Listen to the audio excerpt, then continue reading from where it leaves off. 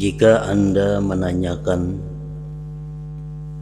bukankah Nabi Muhammad SAW pernah bersabda, "An-nadamu taubatun." Menyesal dari dosa adalah tobat. Rasulullah pernah mengatakan bahwa menyesal dari dosa itu ngarannya adalah tobat. Beliau tidak menyebutkan seperti apa yang engkau tuturkan, yakni adanya syarat tobat. Imam Ghazali menyebutkan dalam minggu dahulu dalam kitab ini bahwa tobat itu ada beberapa syarat. Sedangkan Nabi mengatakan tobat itu hanya artinya menyesal.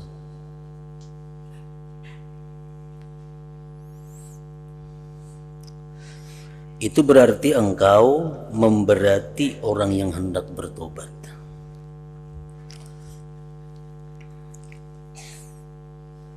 Imam Ghazali mengatakan syarat tobat itu menyesal, berhenti, kada mau ulang lagi, mbah itu pulang karena Allah.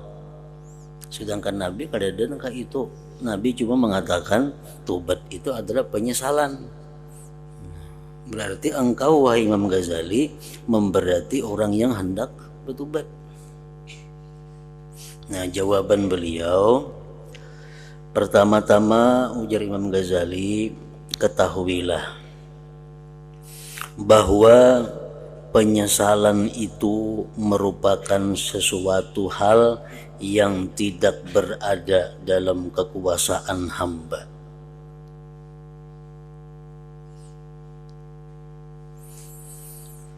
Menyesal itu adalah di luar daripada kemampuan kita. Kawalah kita menyesali sesuatu, amunnya kada hendak menyesal kada kawa. Umpamanya kita tadi melakukan sesuatu perbuatan, umpamanya minum susu. Tentang minum susu, kawalah kita menyesal minum susu. Nah, kadinya kawa pang menyesal. Menyesal itu di luar kemampuan kita. Kadang-kadang kita yang kada hendak menyesal jadi menyesal. Nah, jadi menyesal itu di luar kemampuan seorang hamba. Cobalah pikir, orang-orang kadang-kadang menyesal lantaran melakukan berbagai hal. Tetapi sebenarnya ia tidak mempunyai kehendak menyesal. Ada orang yang menyesal setelah melakukan perbuatan, padahal ini ada hendak menyesal. Nah, sebaliknya tobat hamba kuasa melakukannya dan ia diperintah supaya bertobat. Setiap kita diperintah oleh Allah melakukan sesuatu, itu pasti kita bisa melakukannya. Pasti sesuatu itu berada dalam kemampuan kita. Karena Allah kada akan memerintahkan hambanya yang kada mampu.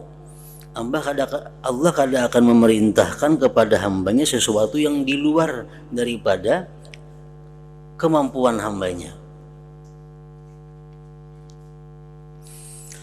Kemudian kita tentu tahu, andai kata ada orang menyesali perbuatan dosanya, yang lantaran dosa itu kedudukannya di kalangan masyarakat menjadi hilang, atau hartanya habis untuk berbuat dosa itu, maka penyesalan semacam itu tidak dapat dikatakan sebagai tobat tanpa ragu lagi. Orang main judi, habis main judi kalah, harta habis, lalu inya menyesal, sepeda motor tasanda, harta habis karena kalah permainan, lalu inya menyesal. Nah sesalnya itu kada termasuk tobat. Kenapa? Karena inya menyesal itu karena sesuatu harta yang habis. Inya orang yang terhormat di masyarakat, orang yang dimuliakan di masyarakat, lalu inya memperbuat satu dosa, ketahuan orang, akhirnya jatuh dalam pandangan masyarakat, orang kada menghormatinya lagi. Lalu inya menyesal melakukan dosa itu karena kedudukannya di masyarakat sekarang kada dihormati. Nah penyesalan itu kada bisa dikatakan tobat.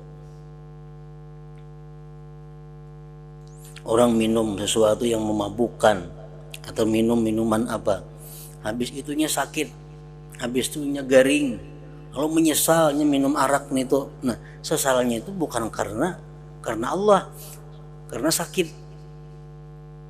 Nah penyesalan yang macam itu kada termasuk di dalam tobat. Nah jadi dengan keterangan ini Anda mengetahui bahwa hadis tersebut di atas mengandung arti yang tidak dapat dipahami dari lahiriahnya begitu saja. Kan hadis Nabi tadi mengatakan tobat itu menyesal. Itu kadang-kala kita memaham sepindik itu. Kadang-kala kita mengambil kesimpulan dengan zahir itu hadis. Karena Nabi kadang merincikan menyesalnya karena apa? Padahal sudah jelas di hadis-hadis yang lain sesuatu yang bukan karena Allah itu kada diterima Allah. Ibadah yang dilakukan bukan karena Allah ditolak. Nah berarti satu hadis ini kadang-kala berdiri sendiri. Pasti ada terkait dengan hadis-hadis yang lainnya. Arti itu ialah bahwa penyesalan demi mengagungkan Allah dan takut akan siksanya itu termasuk perkara yang mendorong seseorang untuk bertobat dengan tobat yang nasuha, bersih dari pamrih sebab menyesal karena mengagungkan Allah termasuk sifat dan keadaan orang yang bertobat kepada Allah.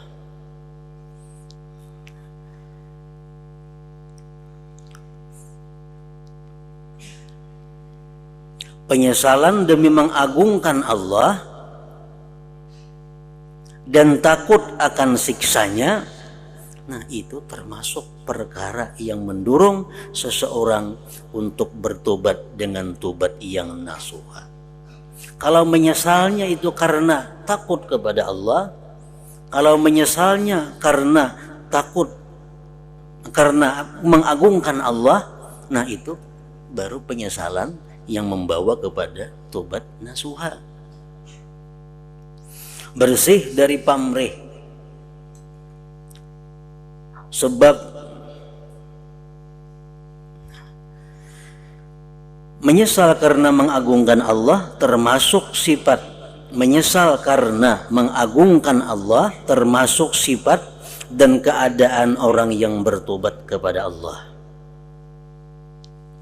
Kalau orang ingat kepada 3 macam pendahuluan tobat di atas, ia pasti menyesal. Dan penyesalannya itu dapat mendorong dirinya untuk meninggalkan pilihan berbuat dosa. Nah, makanya dicari jalan supaya kawa menyesal itu.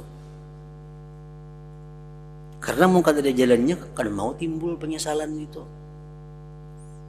Kayak apa supaya timbul penyesalan? Kita disuruh mengingat 3 hal. Nah, minggu dahulu 1, mengingat buruknya dosa, jahatnya dosa itu. Yang kedua, betapa sakitnya siksaan Allah di akhirat. Yang ketiga, mengingat lemahnya tubuh kita menghadapi siksa itu. Nah 3 hal itu kalau kita ingat, kita renungi, itu bisa menumbuhkan sesal dalam berbuat dosa. Nah, sesal dari hal-hal yang tiga itu dinamakan adalah tobat. Kalau sesalnya karena pamrih, sesalnya karena hal-hal lain, itu kada bisa dikatakan penyesalan yang artinya tobat itu.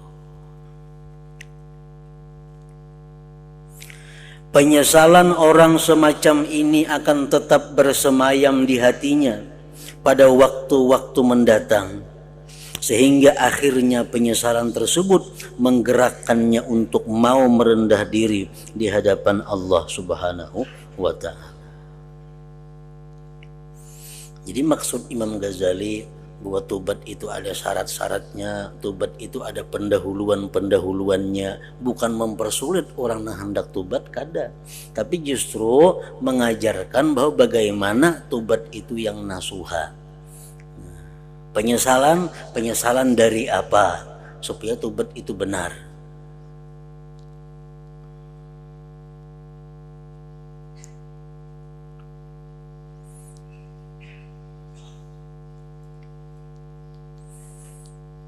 Menyesal kita berbuat dosa karena dosa itu sangat jahat,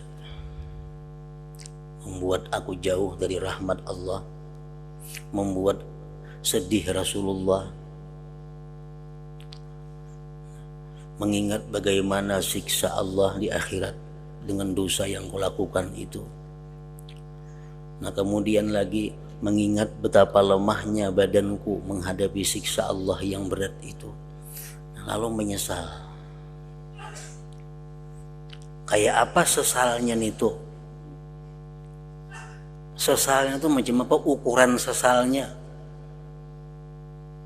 Ini orang ada yang menyesal benar, ada yang kada seberapa menyesal, tapi menyesal juga.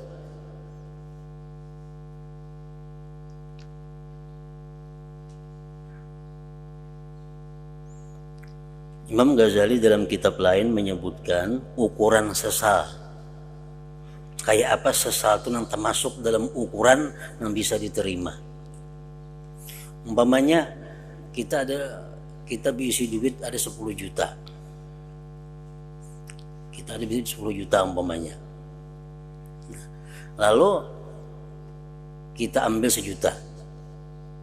Sampai di tengah jalan tabulir. Menyesal lah kita. Ada menyesal dalam hati.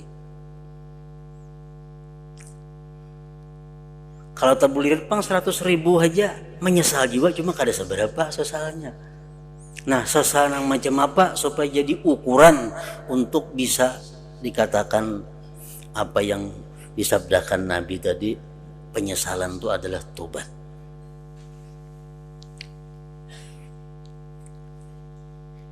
Ini pendapat ulama, ada yang mengatakan bahwa sesal itu hanya bisa dikatakan menyesal kalau ini menangis. Nah, kalau menangis mengingat buruknya dosa, mengingat beratnya siksa, mengingat lemahnya badan menghadapi siksa, kalau menangis itu sudah masuk.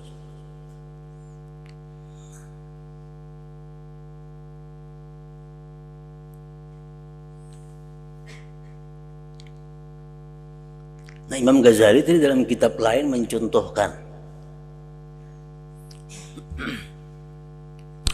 ujar sidin, dicontohkan di situ kita pada hari ini minum susu yang sangat kental, manis, nyaman. Minum susu di warung umpamanya, hendak dibayari gitu kang warung kada usah gratis saja hari ini. Gembira kita, susunya nyaman, gratis. Beberapa saat kemudian sesudah kita minum susu itu, orang-orang memadahkan hati-hatilah minum di warung itu. Terus susu yang disorongnya itu pak ada racun dalamnya. Bujura gratis. Orang banyak minum di situ, paling sehari mati. Ada yang 3 jam minum susu itu mati. Bujura nyaman, bujura perai. Tapi akibatnya karena susunya itu ada racun. Nah, menyesal lah kita minum susu tuh. Isuk mati. Sudah kebanyakan orang bila minum susu sidin itu paling lawas 24 jam mati. Makanya 10 jam sudah, nah 14 jam aja lagi. Menyesal lah kita. Bukan main menyesalnya. Kenapa tak minum di situ aku? Nah bila kita menyesalnya yang macam itu melakukan dosa, itu sudah masuk penyesalan yang diterima.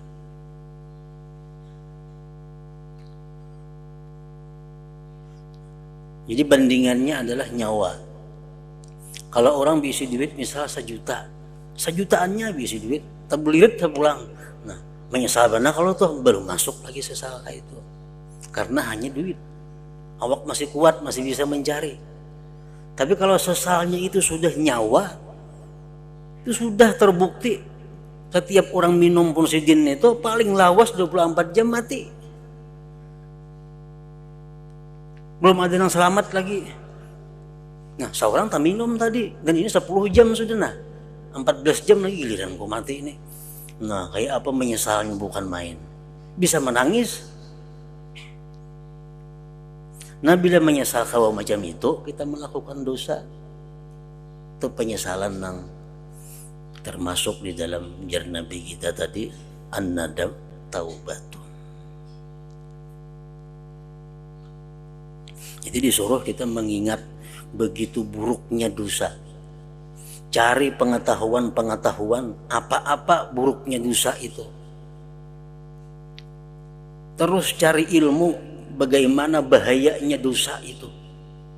Kalau racun tadi diminum bisa mematikan jasad kita, tapi kalau dosa itu kita lakukan itu bisa mengakibatkan kita disiksa dalam waktu yang kita kada tahu berapa lawasnya.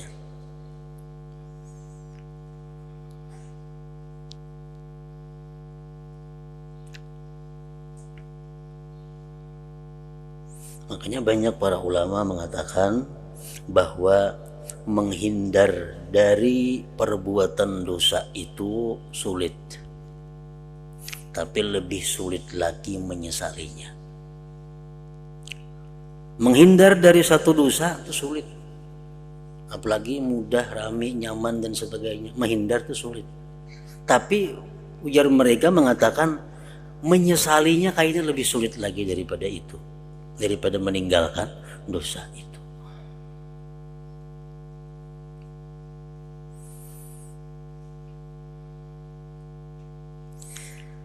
Penyesalan orang semacam ini akan tetap bersemayam di hatinya pada waktu-waktu mendatang, sehingga akhirnya penyesalan tersebut menggerakkannya untuk mau merendah diri di hadapan Allah. Karena penyesalan termasuk salah satu sebab orang mau bertobat, dan termasuk sifat orang yang bertobat. Maka penyesalan disebut-sebut oleh Rasulullah dengan nama tobat, hingga beliau bersabda, penyesalan adalah tobat.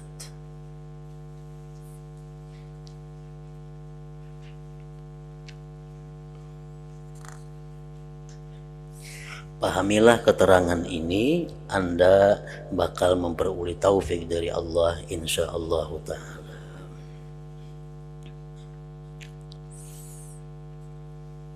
Bila Anda bertanya, bagaimana mungkin orang dapat hidup tanpa melakukan dosa sama sekali? Kan tobat tuh menyesal, kan satu. Yang kedua, syaratnya tobat itu bercita-cita, berjanji kada akan mengulang lagi dosa, baik dosa itu atau dosa yang seperti itu, kada akan mengulang lagi. Lalu ada yang bertakun, bagaimana mungkin orang dapat hidup tanpa melakukan dosa sama sekali, baik dosa kecil maupun dosa besar? Sedangkan mengenai para nabiullah sendiri yang merupakan hamba-hamba mulia di sisi Allah, terdapat perselisihan pendapat di kalangan para ulama. apakah mereka dapat mencapai kedudukan ini tidak berdosa sama sekali ataukah tidak? Sedangkan para nabi aja khilaf ulama, apakah mereka itu mampu menghindar dari seluruh dosa yang kecil-kecil ataukah mereka mau berbuat dosa-dosa yang kecil? Itu pun khilaf ulama. Nabi itu apalagi yang bukan nabi. Nah, kalaulah kita berjanji tobat itu, aku berjanji kada hendak lagi berbuat dosa ini, mana mungkin nangka itu. Nabi-nabi aja dihilafkan ulama, apalagi orang biasa. Nah kalau kita kena melakukan dosa, apa kita melanggar janji, berdosa pulang? Ujar nang betakun ini.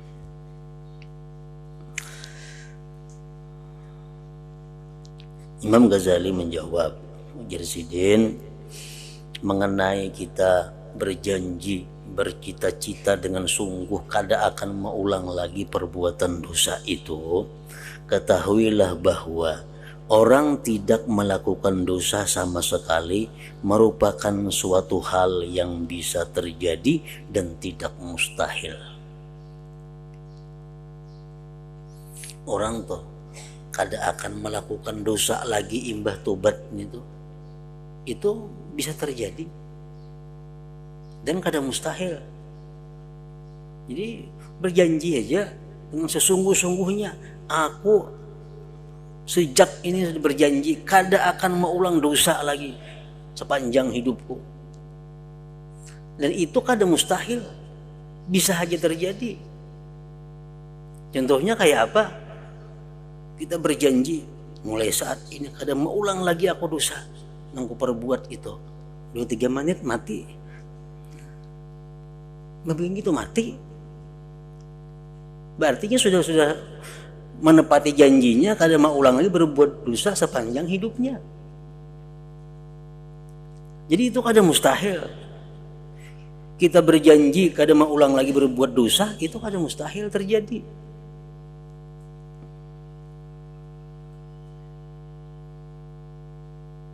Ya contohnya tadi, tengah malam bisa bertobat lawan Tuhan, kada akan mau ulang lagi perbuatan dosa, menangis sudah macam-macam, menyesal. Uringinya pas subuh ada bangun lagi,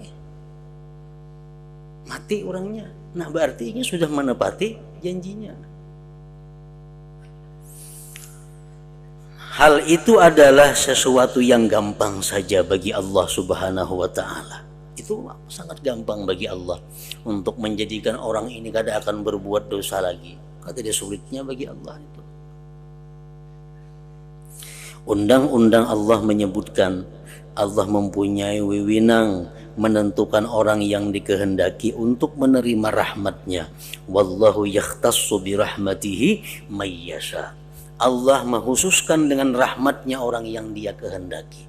Nah kalau dikehendaki Allah orang ini kada berbuat dosa lagi, bisa terjadi. Kada ada sulitnya.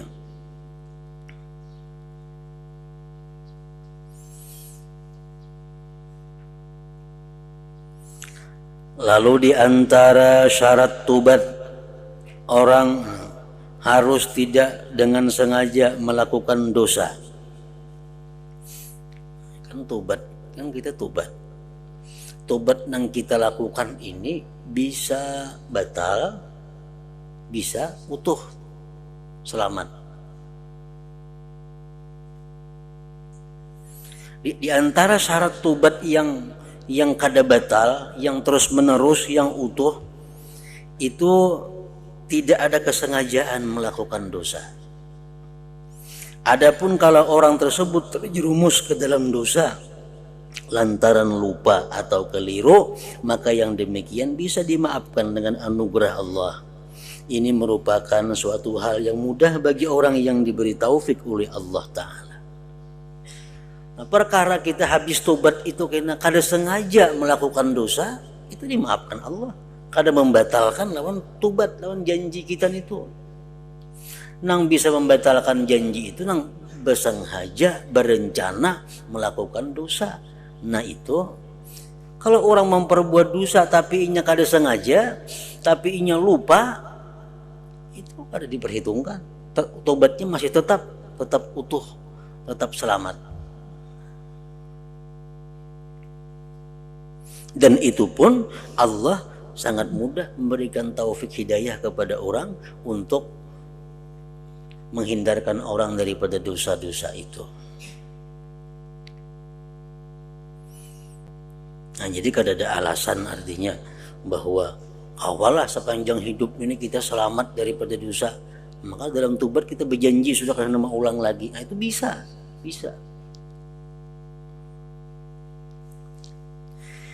Jika Anda berkata yang mencegahku untuk bertobat hanyalah karena aku mengetahui artinya bahwa aku pasti bakal kembali melakukan dosa dan tentu tidak akan mampu terus menetap pada tobat.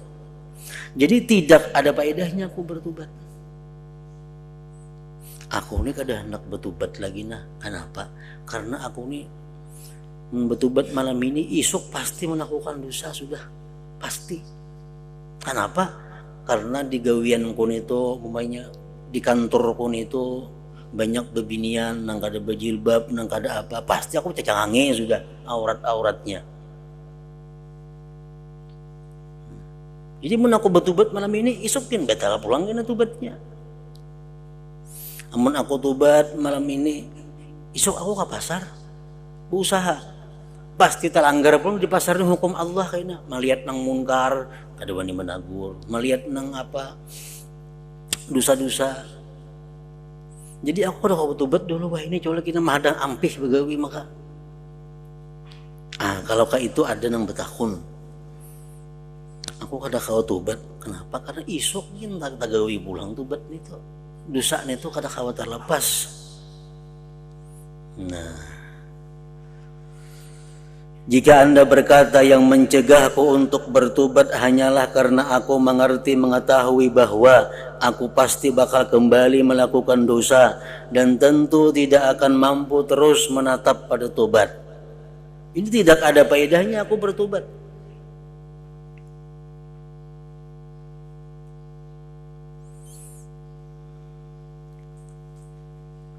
Umpamanya seorang perempuan bagawi di tempat itu kada boleh mengenakan jilbab umpamanya.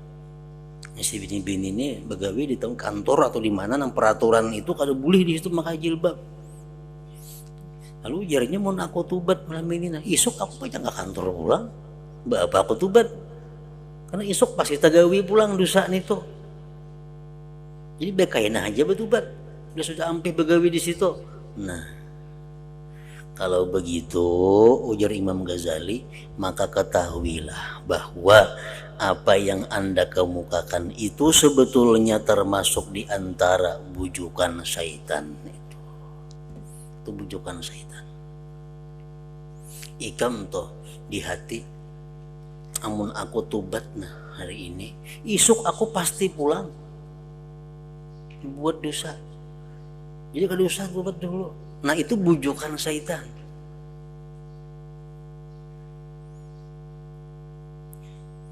Dari mana Anda tahu bahwa Anda pasti akan kembali melakukan dosa?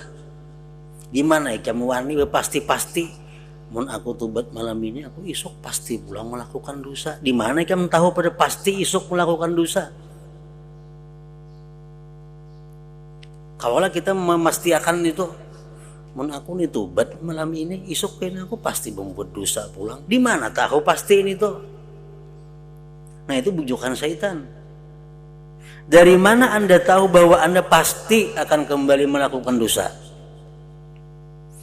Boleh jadi Anda mati dalam keadaan bertobat sebelum Anda terperosok ke dalam dosa lagi. Pokoknya tobat malam ini dulu, esok lain kisah pulang kayaknya. Berusia subuh-subuh kayaknya mati.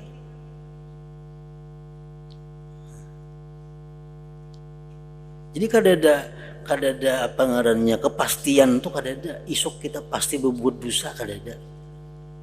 Kan termasuk 5 nang gaib. Di antaranya apa? Mada yaksibu gada, apa yang dia lakukan besok. Itu Allah yang tahu. Kalau kita memastikan, kita bahaya keimanan kita. Ada 5 hal yang hanya Allah tahu, yang lain kada diberitahu Allah. Masalah pertama, masalah di mana engkau mati. Bi ayyi ardin tamut, di mana engkau mati. Itu kita ada tahu. Yang kedua, di mana hujan itu pastinya turun. Yang ketiga, apalagi kiamat bila terjadinya. Nah, yang keempat, yang dalam parut ini dalam rahim ibu tuh, laki-laki kah, bini-bini kah, orang celaka kah, orang beruntung kayaknya, itu hanya Allah yang tahu. Yang kelima, apa yang kita kerjakan isok, dosa kah isok digawe kina, pahala kah, untung kah, rugi kah, itu ada tahu. Jadi mun kita pasti itu salah. Mun aku tubat isok ini pasti tegawe dosa gua, di mana tahu pasti ini tuh. Boleh jadi Anda mati dalam keadaan bertobat. Nah, jadi baik tobat dulu. Isok lagi lain kisah pula. Dan Allah kada akan marah.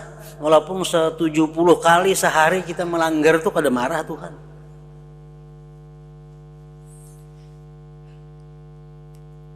Isok kena ternyata melanggar pulang. Malamnya tobat pulang. Aku tobat, udah enak lagi berbuat dosa nih. Isok tagawi pulang. Allah suka macam itu. Allah paling suka seorang hamba yang bila berdosanya tobat, berdosanya tobat, berdosanya tobat. Anda katanya kada sing dosaan sekampung dimentiakan Tuhan semuaan. Anda kata satu kampung tuh kada yang berbuat dosanya, beramal semuaan. Nah, kampung itu akan dimusnahkan Allah, akan diganti dengan kampung nang mbahno berdosa, mbahno tubat, mbahno berdosa, mbahno tubat. Supaya apa? Supaya berguna semuaan sifat-sifat Allah, yang pengampun, semuaan baik, napa diampuni.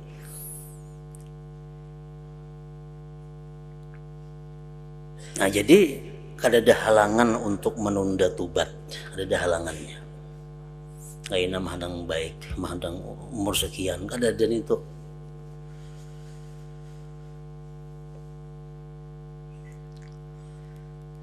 Boleh jadi Anda mati dalam keadaan bertobat sebelum Anda terperosok ke dalam dosa lagi. Mengenai kekhawatiran akan kembali melakukan dosa. Mun aku tobat, aku ini khawatir. Kalau tegawi dosa pulang. Itu adalah tugas Anda untuk mempunyai tekad kuat dan bersungguh-sungguh tidak akan kembali melakukan dosa. Yang penting kita punya tekad dulu. Pokoknya aku perkara isok aku udah tahu. Pokoknya aku malam ini aku tobat. Iya, sejak aku tobat aku udah hendak lagi melakukan dosa. Kita bertekad dengan sekuat-kuatnya. Nah, tugas kita itu. Masalah kaina isok itu urusan Allah. Allah menuntut kita cuma bertekad dengan sekuat-kuatnya bahwa sesudah ini aku kada memperbuat dosa lagi.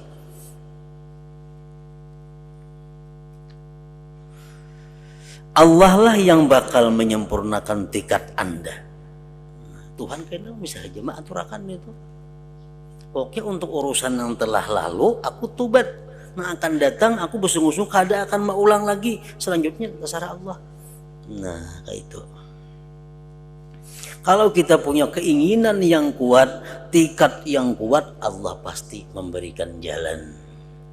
Alladzina jahadu bina lanahdiyannahum subulana. Itu Al-Quran sudah mengatakan orang yang bujur-bujur itu pasti kami berikan jalan ya Tuhan.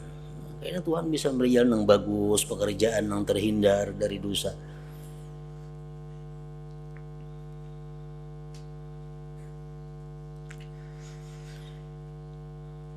Allah lah yang bakal menyempurnakan tekad Anda. Jika Allah menyempurnakannya, itulah yang dimaksud dengan anugerah darinya Allah Subhanahu wa ta'ala. Misalnya kita bertekad sudah untuk meninggalkan dosa malam itu. Tekad kita kuat, Allah sempurnakan tekad itu. niscaya pada siang harinya kita tertutup hati untuk begawi di situ. Bisa terjadi. Allah berikan jalan pekerjaan yang lain yang selamat daripada dosa. Nah itu kalau Allah menyempurnakan tiket kita tadi. Dan kalau Allah tidak menyempurnakannya, kita sudah bertikat, tapi Allah kadang menyempurnakan tiket kita. Itu bisa aja terjadi juga. Karena urusan menyempurnakan itu urusan yang harus bagi Allah, bukan kewajiban bagi Allah, urusan yang harus. Kita sudah bertikat malam tadi, kadang hendak lagi berbuat dosa, tapi Allah kadang menyempurnakan, bisa terjadi juga. Jika Allah dan kalau Allah tidak menyempurnakannya, besok tobat dah malam tadi, esok enggak dosa pulang, esok enggak dosa pulang. Nah, Allah kadang menyempurnakan bang tiket kita nih. Nah, esok pas juga tak perbuat dosa pulang.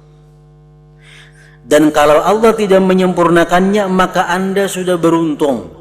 Karena Allah mengampuni dosa Anda yang telah lewat dan Anda terlepas dari dosa. Untung sudah kita.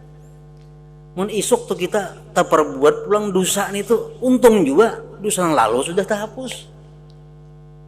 Nah, jadi kada ada alasan sedikit pun untuk menunda tobat ini. Orang betul-betul kada ada ruginya. Isuk memperbuat dosa pulang, nang semalam dihapus sudah dosanya. Mungkin ada tobat pun betul-betul tumpuk jadinya. Dan kalau Allah tidak menyempurnakan tekad tadi, maka Anda sudah beruntung karena Allah mengampuni dosa Anda yang telah lewat dan Anda terlepas dari dosa. Kecuali dosa yang Anda bayangkan akan ada sesudah bertobat itu.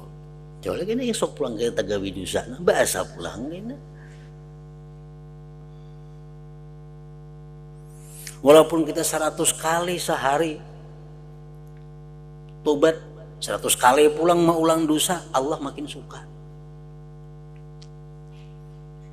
Jangan dianggap enggak itu aku mau ulu-ulu Tuhan, enggak adanya macam itu. Kita yang bersuara macam itu. Allah kadang merasa diulu-ulu.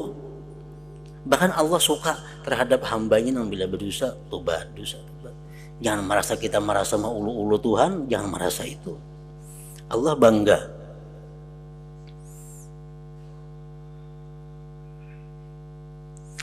Ini merupakan keuntungan besar dan faidah yang sangat agung. Jadi jangan sampai Anda tercegah dari tobat hanya karena takut akan kembali melakukan dosa. Jangan sampai. Yang penting saat ini aku tobat. Urusan kaina itu urusan Allah Ta'ala. Yang penting aku bercita-cita bertekad nang kuat kada akan mengulang lagi.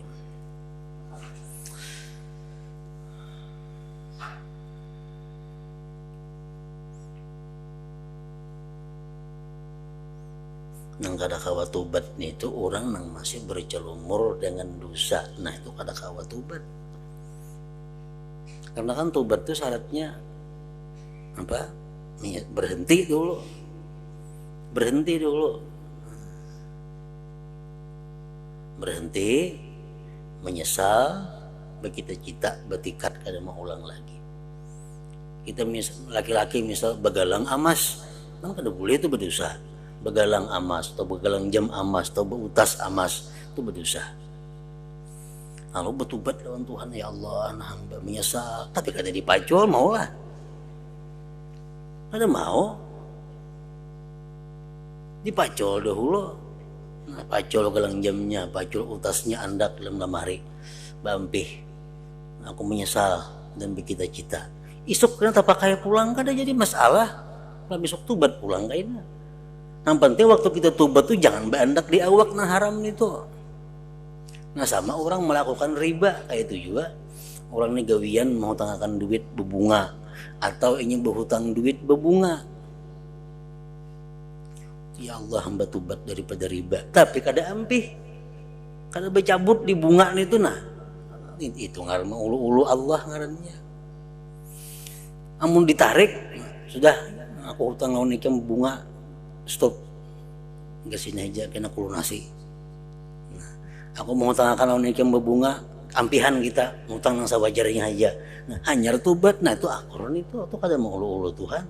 Mun masih berjalan aja hari-hari ini tuh ngaran tadaptar aja masih di situ, itu mau ulu Tuhan ngarannya bertobat. Lain bertobat itu, tobat tuh berhenti.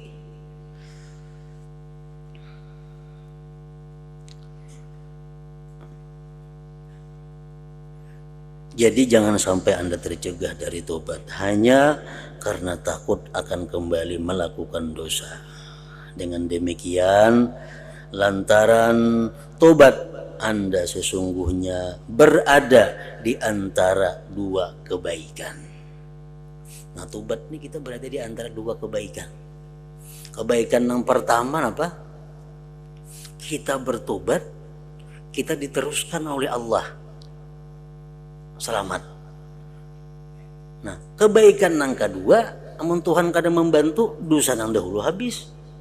Nah, jadi orang betul-betul kada ada ruginya. Pasti ada di antara dua kebaikan yang didapatnya. Kebaikan pertama, dosa nang dahulu hapus, dan perjalanan selanjutnya dijaga Allah. Karena dia punya tikat nang kuat. Atau inya kada dibantu oleh Allah kepada selanjutnya, dosa yang dahulu habis, nah akan datang aja lagi. Nah, jadi setiap kali bertobat kepada Allah, maka dapat kita salah satu di antara dua kebaikan. Nah, semoga Allah memberikan taufik dan hidayah kepada kita. Amin ya rabbal alamin.